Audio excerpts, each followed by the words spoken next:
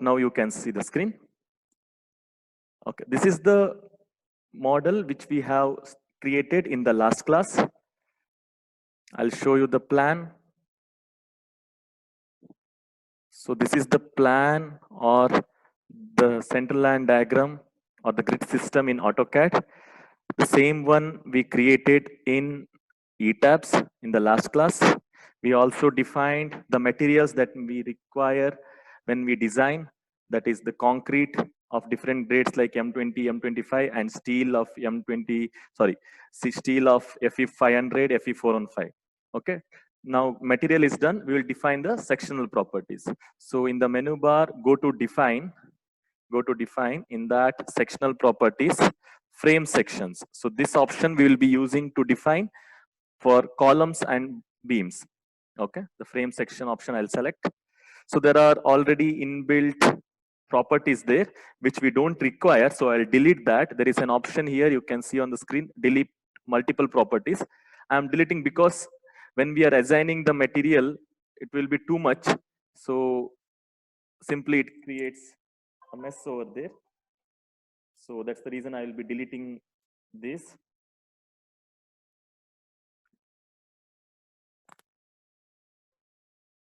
Okay, you can't delete everything, so one will remain. Okay, let it be. So what I'll do is now we'll add our sectional properties what we require for the design. So I'll go to add new property. Okay, our columns and beams are of concrete rectangular. So I'll select rectangular section.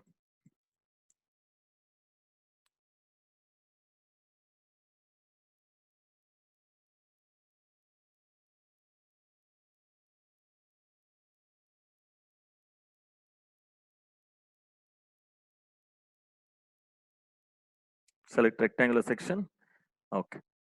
The property name. So I will take a column initially. See, initially you should assume the column dimension. So I will take the common columns which we use, 230 by 450. Okay, so I will name it as C1 and let that be of M20. Great. Material is M20. Then coming to the, so these things let it remain as it is. So coming to the depth here, so our depth is 230 by 450. So depth will be the bigger dimension. So depth is always the higher dimension. So 450 and the one more is 230. Okay. So usually, so you can see here on the right side, you can see the cross section. When you enter the values, you can see the cross section here. And one more thing I want to tell you, if you need if you want to rotate it this column by 90 degree, for example, I'll show in the plan. See, if this column, if I want, okay, if I want to rotate it by 90 degree, okay, you can see this column and this column, this both are, this one is rotated by 90 degree. If you want that column, don't change breadth and depth. Okay, let the higher dimension be the depth itself and the lesser dimension be the width. So don't change it, like don't change it as depth as 230 and width as 450, so that you will get a column where it is rotated by 90 degree. You can see on the screen. No, don't do this, because your major axis remains as it is. So the higher dimension, let it be the depth in column, and the lesser dimension, let it be the width. Okay, so 230 by 450, keep it as it is. Then one more option that will we use is, you can see here for the reinforcement here. Okay, the other options are not necessary. So the reinforcement, modify or show rebar. So I'll click on that. Click on that, modify or show rebar. Okay, design type, there are two options here, P, M2, M3 design column, and you can see M3 design only. So we are defining the sectional properties of column. So let it be column. Longitudinal bars, I will select HYST 500. Confinement bars or the ties, lateral ties, So I will go with HYSD 415. Why HYSD 415? Because as per IS 456, if you go to clause number 26.5.1.6, okay. So as per the SI 456, you can't use the grade of steel more than 415 for the ties, for the stirrups. That is maybe due to the shear failure is usually a brittle failure. So to enhance the ductility, the code suggests don't use in the design more than 415 for confinement bars. So I'll be keeping 415 here. Then other things, let it be the same, like check or design reinforced to be designed, because that is what we want. So I'll click on OK. Okay. So you can see here C1 230 by 450 M20 has appeared here. I may require one more column if this fails. So what I'll do is I can go to the same add new property and I can define. To save some time, what I can do is, if this is selected, C1 230 by 450 selected, I'll just give add copy of property, so that will save some time. So I will name it as C2 230 by 600. Let it be M20 only.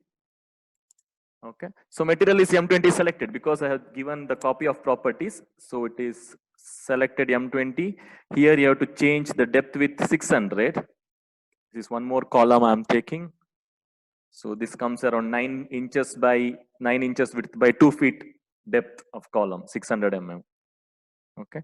And if you go to reinforcement, modify or show rebar. So since you have done the copy of property, so all the things no need to change. Longitudinal bars is selected as HYSD 500, so it is already done. So no need to change since you have selected copy of property. So I'll click on OK. I think these two columns are sufficient for us. If we require one more, if it fails, even if 600 fails, we can go for the higher ones and 50 or more than 600. That we'll see later. I think for G+5 building, this will be sufficient.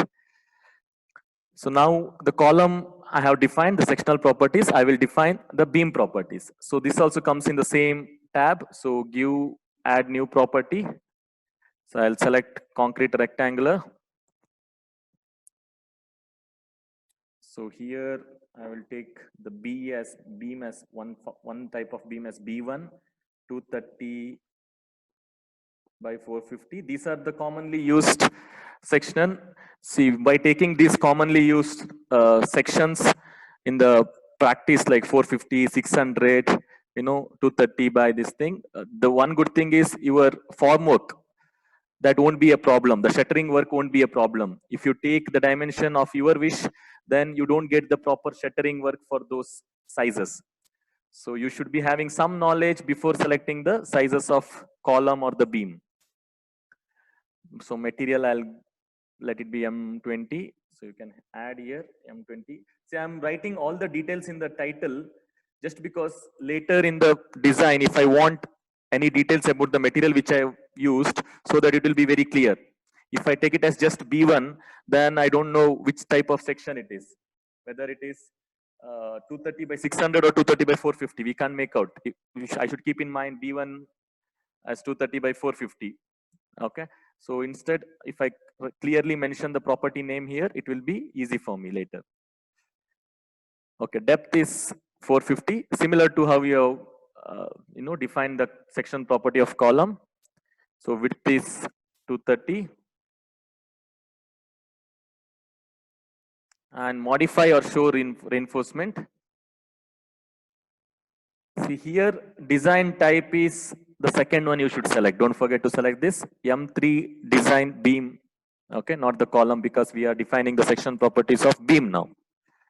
Longitudinal bars, HYSD 500, and confinement ties, HYSD 415. You can see the options below there. Cover to longitudinal rebar group centroid. Don't confuse this with cover to the reinforcement or cover to longitudinal reinforcement. This is given longitudinal rebar group centroid. Suppose if you are using 2 layers of reinforcement, then the centroid of it. if you are using 2 layers of bars, then it is the centroid of it. Okay, so if we may be using 2 layers also, so we have not designed it. So whatever the values it is there here, 60, okay, that is fine. Okay, on the conservative side, this is fine. So whatever the 60 is there, so don't confuse this with just the nominal cover to reinforcement, like what we use 20 for beam or 25 for beam. Okay, this is covered to longitudinal group of centroid. If 2 layers are there, then it will may come around 60. Okay, so let it be a 60 only. So I'll click OK. Okay, so I may require one more beam if there is a longer span. So this beam I will add copy of property. I'll click on this B1 230 by 450 M20, which I just defined now. I will use this option, add copy of property.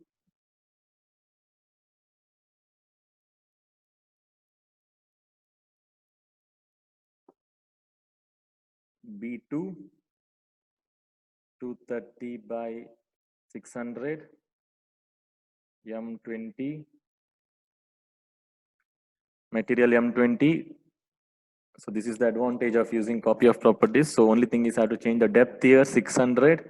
And when you go to the reinforcement, modify or show rebar, since you have edited there in B1, like you have selected M3 design only for beam, longitudinal bars, confinement is, so no need to change anything. So click on OK. Okay. So in frame section, you have defined beams and columns that we will be using for our design. So this ISLB 600, it is not necessary. We are not using anywhere. So I'll click on this and I'll delete it. There is option that delete properties. I'll delete it. So these 4 we may use. So only let these 4 are enough for us. Okay. So I'll just repeat whatever we have done today.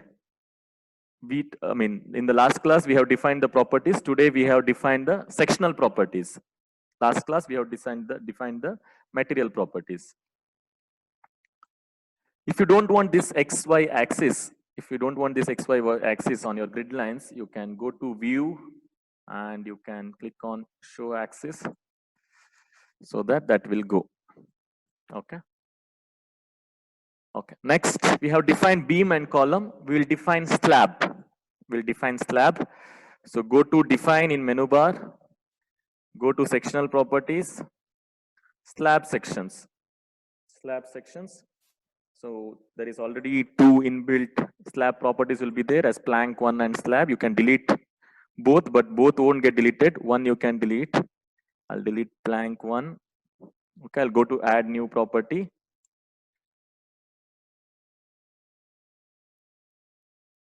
So property name, I will give it as S1. So I'll be using, see, the slab thickness will be usually 5 inches or maybe in some cases 6 inches. 5 inches or 125 mm is commonly used in the ground plus 5 floor building or in the apartments. Okay, in mid-rise building, this is commonly used thickness. So S125 is the property name I'll give set S1 125, and slab material is M20. Okay, see, when you are defining slab, you have to concentrate on this one, modeling type. Okay, the difference between this class and just ETABS training is they won't tell you to all these things like modeling type, shell thin, shell thick, membrane or layered. They will just tell you to select something in the normal ETABS classes. See, here usually we go for shell thin and membrane. If you go for shell thin, then you consider stiffness. You consider stiffness of the slab in the model. If you are going for membrane, this means you are not considering the stiffness of slab in the model. So this works, or the transfer of, if you consider modeling type as membrane, the transfer of load takes place as yield line theory. Okay, that how we discussed, the distribution of slab loads on the beam, that is triangular and trapezoidal loads. So this works in the same way when you take modeling type as membrane.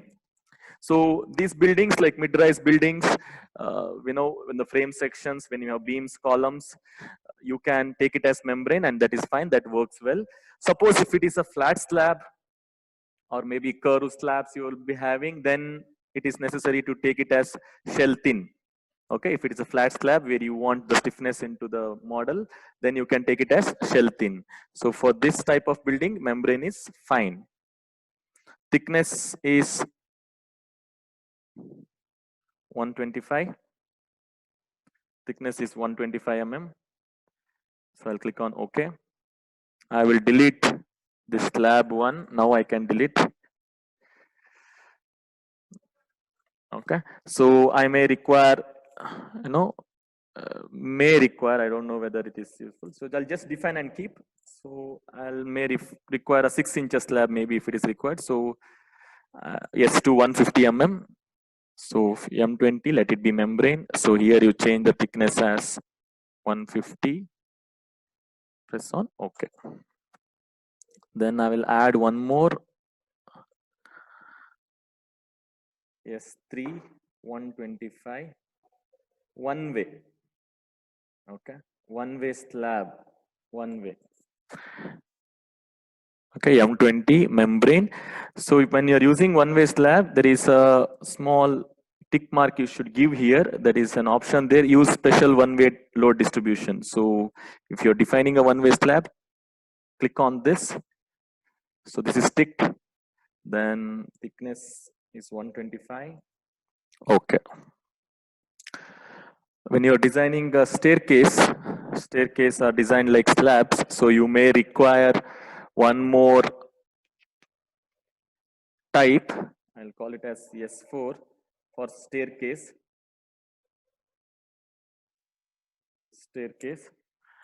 See here, modeling type, I'll go with shell thin. Okay, so I'll bring the stiffness into the model when I'm designing a staircase.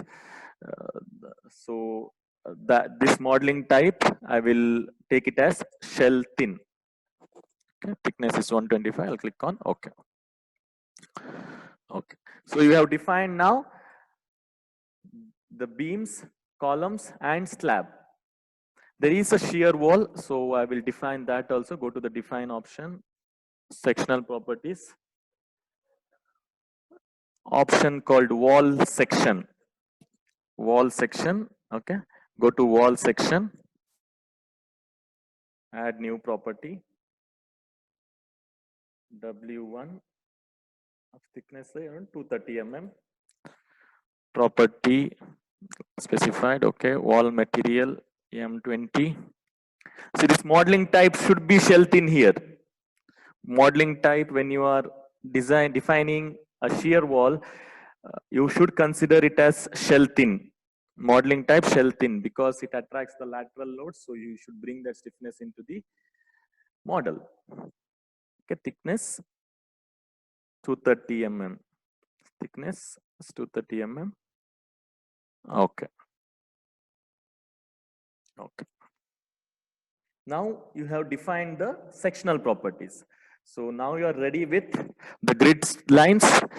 Now you are ready with the materials and also the sectional properties. So the next step will be modeling or drawing columns, beams, slabs.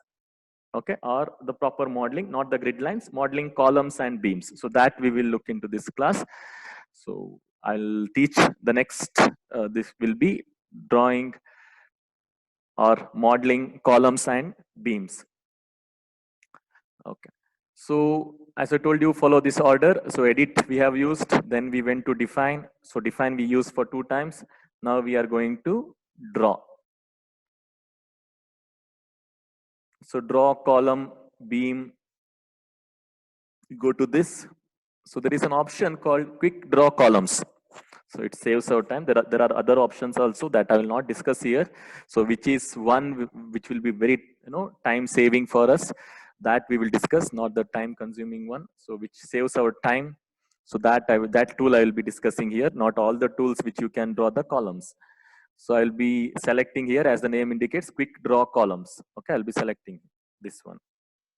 So a dialog box will appear where you can select the property. So you have defined C1, C2, B1, B2, right? If you're not defined, you will not come here. Okay, so I'll go with the column size 230 by 450, the smaller one only. So all this let it be same. So what I can do is now see your AutoCAD drawing. See this grid line system where there are columns. You can see on this part there are columns and on the left there is a columns, but on this line there is no column. So what I'll do is you can add one by one like this wherever it is, the columns are there, you can add one by one, or else the simple thing which saves your time is just drag it like this. So where there is intersection, the columns will be placed. Where there is intersection, the columns will be placed. Okay, so in this grid line there is no column as per our drawing.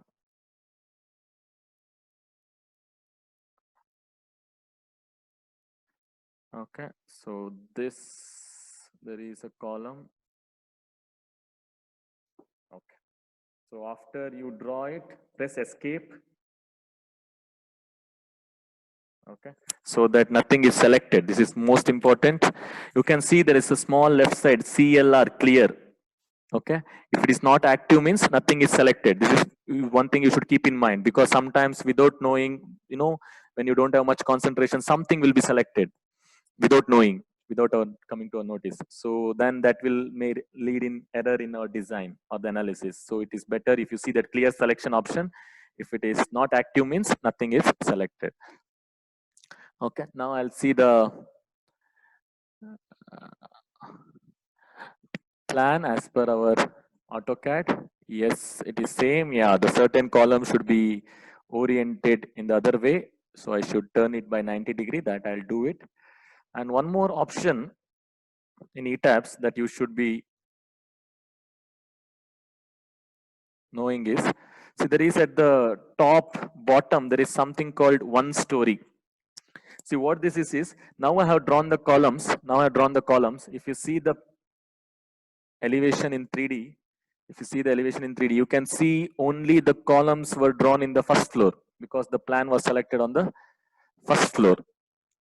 Okay, so you can see all the columns are selected in the first floor, like only the columns are appearing in the first floor.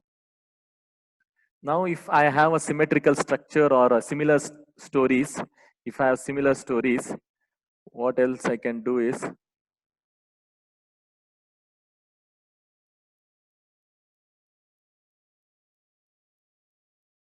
I'll go to the plan, first floor. So there are plenty of options which we can,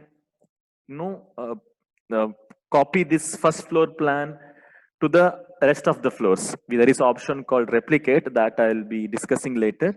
So if there are columns on all the floors, if there is no column there that will be coming from the second floor, if that is the case, then you can use the other options. Suppose if there is a column from bottom to the top of the building, then what you can do is, say I will undo this, whatever I've done, I'll undo this, whatever I've done, I'll delete all the columns. Okay, so what I'll do is, before drawing the columns, see this draw beam column, quick draw column, there is option here, and directly there is a shortcut here. You can use any of this, no need to go to the menu bar. Here there is option called quick draw columns.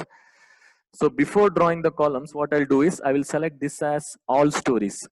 I'll select this as all stories. There is one story, all story, and similar stories. I'll select as all stories, so that if you draw column in this story, it will come in all the stories. Okay, so I'll just select the entire thing.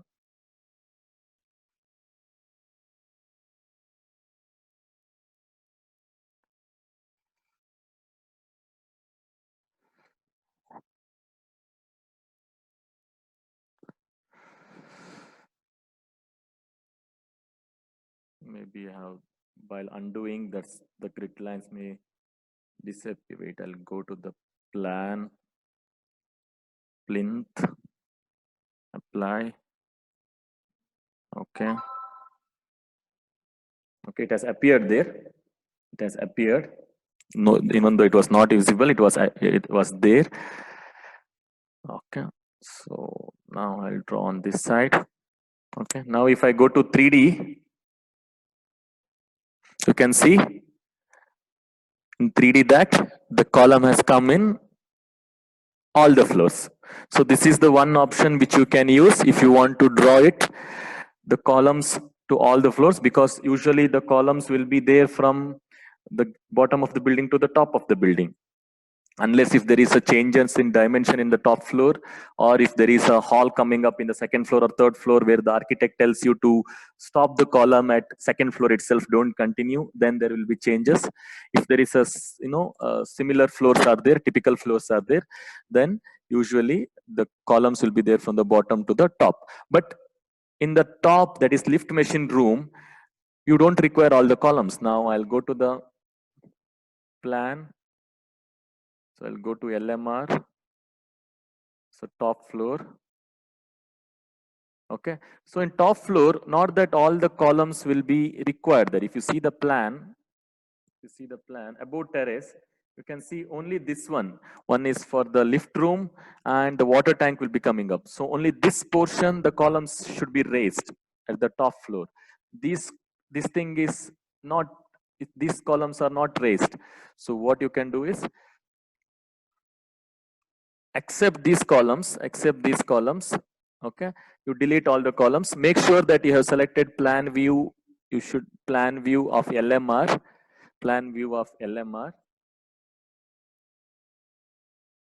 I'll select.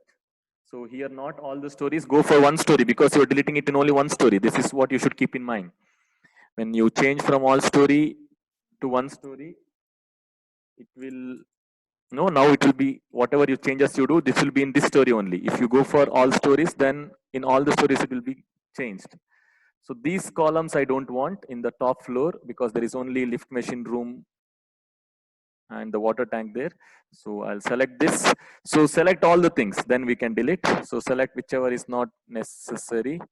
So these are not necessary. So these two are not necessary. And if you see the plan, this is one column. This is also not there in the plan. So I'll select this also. Okay. So I'll go to edit and delete. So now you can see these columns will be there in lift machine room. Whereas in bottom floors, all the columns are there. In the bottom floor, all the columns are there, because we have selected only one story there. In the bottom floor, all the columns are there. So it's a good practice if you do it in one floor. If you do it in one floor, whatever is necessary. For example, see, we didn't forget to delete this. Okay, so now it is not a problem. So what I'll do is I'll select all the all stories. Then I will click on, select on this column, then go delete. So this column is now deleted in all the floors. And good thing is that it was not there in lift machine room, so no problem. Okay. So see your AutoCAD drawing, the grid lines, then you add or delete accordingly. Okay, so this is how the columns are drawn in the structure. Now, if I want the orientation, this is what I told. So I'll be having 1 minute. So I will just finish off the orientation. The beams, I will do it in next session. So this, if you see the AutoCAD drawing, this is rotated by 90 degree, right? These two. So what I'll do is, I will select these two, this one and this one, this column. So I'll go to assign, in that frame, local axis. So angle, delete by 90 degree, apply. Okay. So you can see these two are rotated by 90 degree now. So these two are rotated by 90 degree. So I'll click on this so that the axis will disappear. So you can see that these two columns are disappeared. So what I did was I used assign option in that local axis, give angle as 90 degree, so that the column you can rotate easily.